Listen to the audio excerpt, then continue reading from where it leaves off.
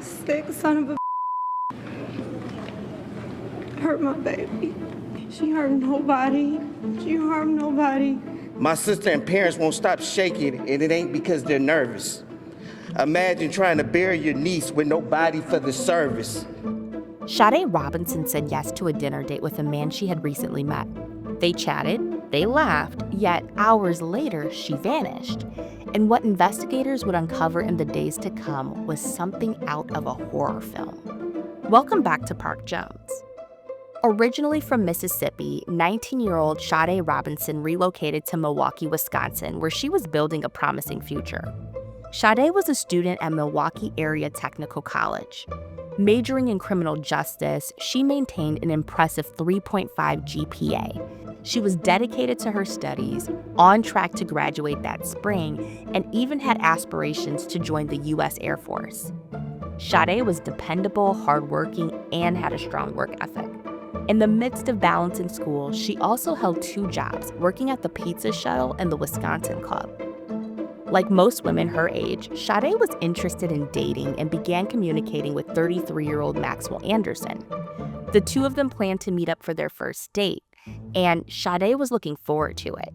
She even told a worker in her building just how excited she was. On the night of April 1st, 2024, Sade met up with Maxwell for what would be their first and only date. At 5:20 p.m., the pair met up at Twisted Fisherman. Surveillance footage shows them sitting together, eating and drinking alcohol. Nothing seemed wrong or unusual, but remember, Sade was only 19 years old at the time. After dinner, they then went to Duke's on Water, where the two of them played beer pong with other customers. They appeared to be having a good time, laughing and drinking. And then at the end of the night, Maxwell paid for their drinks and they left the restaurant around 9:15 p.m. Sade is seen leaving in her own vehicle, tailing Maxwell to his home near 49th Street and West Custer Avenue. That was the last time Sade was seen alive on surveillance footage.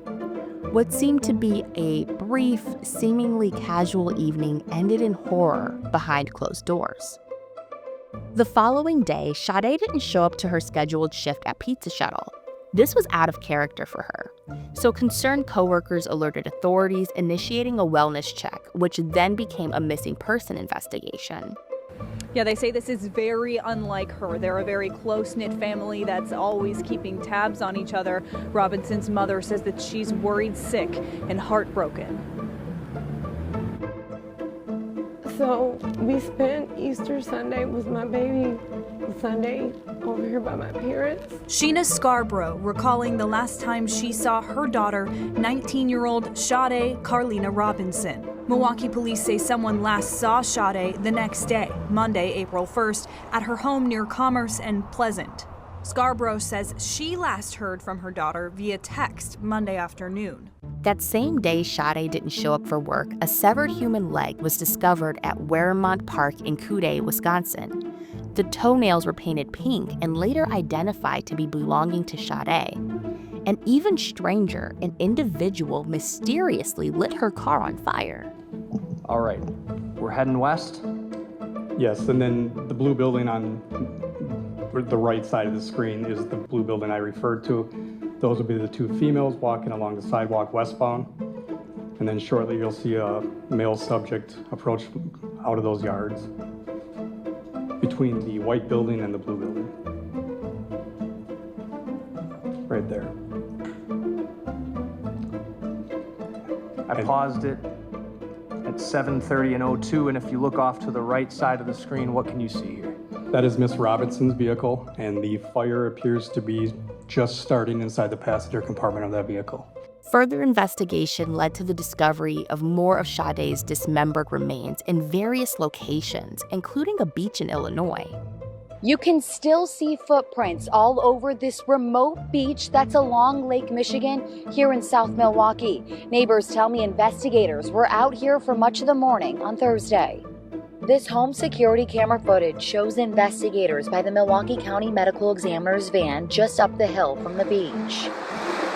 It's yards from my front door. Someone walking the remote beach around 7:30 this morning found a torso and an arm just yards away from Angela Buchanan's home. I'm definitely on edge now. The Milwaukee County Sheriff's Office believes the body parts belong to 19-year-old Sade Robinson. This is not something that anybody should have to go through, especially such a young girl. Angela was just down on the beach the evening before walking her dog. It just kind of makes me scared now to kind of want to come down here with my dog, and do what we do every day, because now it's, am I going to come down here and be the next one that's going to find more body parts? Following these events, law enforcement intensified their investigation, leading to the arrest of Maxwell Anderson on April 4th, 2024.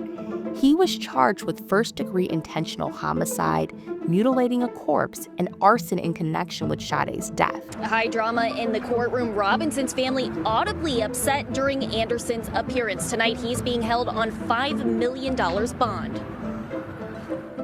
33-year-old Maxwell Anderson entering a Milwaukee County courtroom wearing an orange jumpsuit and a scowl. Do you understand the maximum potential penalties? Yes, Your Honor. Maximum penalties, including life in prison. The criminal complaint confirms his victim, 19-year-old Sade Robinson. The allegations in the complaint are abhorrent. It is the highest level of violence imaginable. Prosecutors outlined text messages between Anderson and Robinson, detailing what would be their first date. Let's eat at Twisted. I'm feeling seafood. Yes, I love seafood. Sounds good. I'm about to leave. I'll be there soon. They went to Twisted Fisherman, and then they went to Duke's on Water Street, and then returned to his home around 9:20 p.m. And sometime between that time and the early morning hours of April 2nd, the defendant killed Sade Robinson and dismembered her body intentionally, left pieces of her body in various parts through the county. Anderson's attorney argued the state didn't have enough evidence to support the first-degree intentional homicide charge. With respect to showing probable cause that this defendant, that Maxwell Anderson, intentionally killed the victim, that he did so, I think it's lacking. Over a year later, and the trial just began last week on May 27th at Milwaukee County Courthouse. Prosecutors are presenting a series of evidence, including surveillance videos, witness testimonies, Sade's final moments, and forensic findings. Key testimonies include that of Pete Warburton, Maxwell's downstairs neighbor. State of Wisconsin versus Maxwell Anderson. More than a year after 19-year-old Sade Robinson's body parts started showing up around Milwaukee County. Are there any outstanding issues at this point?